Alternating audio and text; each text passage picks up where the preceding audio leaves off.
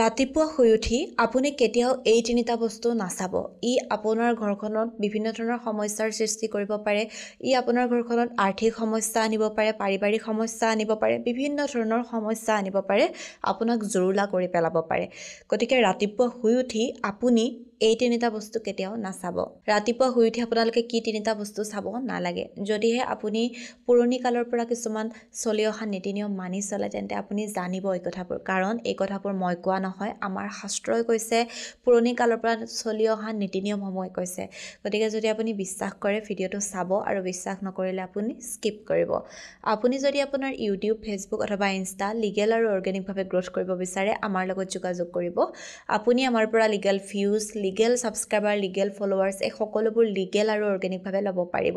আমাৰ WhatsApp number 9864808721। আপুনি আমাৰ হোৱাটছএপত মেছেজ কৰিব, আপোনাৰ ক্ৰাইটেৰিয়াখিনি জনাই দিব আৰু আপোনাক আমাৰ তৰফৰ পৰা ফোন কৰা হ'ব। এতিয়া আমি জানো বলক যে ৰাতিপুৱা শুই উঠি আপুনি কি তিনিটা বস্তু চাব নালাগে।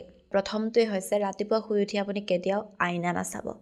এতিয়া আইনা নাচাব কিহৰ কাৰণে? কাৰণটো হৈছে আমি যেতিয়া ৰাতি শুওঁ গোটেই ৰাতিটো আমাৰ মুখখনত এটা নকাৰাত্মক উৰ্জা থাকে, এটা নকাৰাত্মক শক্তি থাকে। যেতিয়া আমি ৰাতি শুই দিওঁ, শুই থাকোঁতে আমাৰ মুখত সেই উৰ্জাটো থাকে আৰু যেতিয়া আমি ৰাতিপুৱা শুই উঠিয়ে যদি আমি উঠি আমাৰ মুখখন আইনাত চাই দিওঁ তেতিয়াহ'লে সেই নকাৰাত্মক উৰ্জাটো আমাৰ শৰীৰৰ ভিতৰলৈ প্ৰৱেশ কৰিব পাৰে বা সেই নকাৰাত্মক প্ৰভাৱটো আমাৰ গোটেই দিনটোত পৰি যায়, যাৰ ফলত আমাৰ দিনটো খুব বেয়াকৈ পাৰ হয়। গতিকে আপুনি কেতিয়াও ৰাতিপুৱা শুই উঠি আইনা নাচাব। আৰু ভঙা আইনা যদি হয় তেনে ক্ষেত্ৰততো আপুনি আৰুৱেই নাচাব। আপুনি ভঙা আইনা ঘৰত কেতিয়াও নাৰাখিব, আপোনাৰ ঘৰৰ পৰা দূৰত ৰাখিব বা আপুনি পেলাই দিব। দ্বিতীয়তে হৈছে আপুনি ৰাতিপুৱা শুই উঠি কেতিয়াও বেয়া ঘড়ী বা বন্ধ ঘড়ী নাচাব। যেতিয়া ঘড়ী এটা আমাৰ বেয়া হৈ যায়, যিটো সময়ত ঘড়ীটো বন্ধ হৈ গ'ল সেই সময়খিনিতে আমাৰ ভাল সময়খিনি ৰৈ যোৱা বুলি কোৱা হয়। গতিকে আপোনাৰ ঘৰত যদি বেয়া ঘড়ী আছে আপুনি আজিয়েই পেলাই দিয়ক। সেই বেয়া ঘড়ী ঘৰত কেতিয়াও নাৰাখিব আৰু ৰাতিপুৱা শুই উঠিতো আপুনি কেতিয়াও বেয়া ঘড়ী নাচাব। তৃতীয়তে হৈছে ৰাতিপুৱা শুই উঠি আপুনি কেতিয়াও জোঠা বাচন নাচাব।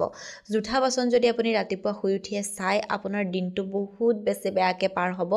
এটা নকাৰাত্মক উৰ্জাই আপোনাক ঘেৰি ধৰিব আৰু আপোনাৰ আৰ্থিক স্থিতি বহুত বেছি বেয়া হ'ব। আমি কেতিয়াও জোঠা বাচন ঘৰত ৰাখিব নালাগে। বিশেষকৈ আমি যদি ৰাতি ভাত খাইছোঁ, ৰুটি খাইছোঁ, যিয়েই নাখাওঁ, খাই উঠি আমি বাচন ধুই থৈ দিব লাগে, ৰাতিপুৱা ধুম বুলি থৈ দিব নালাগে। ই আপোনাৰ ঘৰখনৰ আৰ্থিক স্থিতি বেয়া হোৱাত যথেষ্ট অৰিহণা যোগায়। গতিকে আপুনি কেতিয়াও ৰাতিপুৱা শুই উঠিয়ে জোঠা বাচন নাচাব, আপুনি ৰাতিয়েই সেই বাচন ধুই থৈ দিব। গতিকে আপুনি যদি শাস্ত্ৰ মানে, আপুনি যদি পুৰণি নীতি নিয়ম মানে তেন্তে কথাখিনি মানি চলিবলৈ চেষ্টা কৰিব।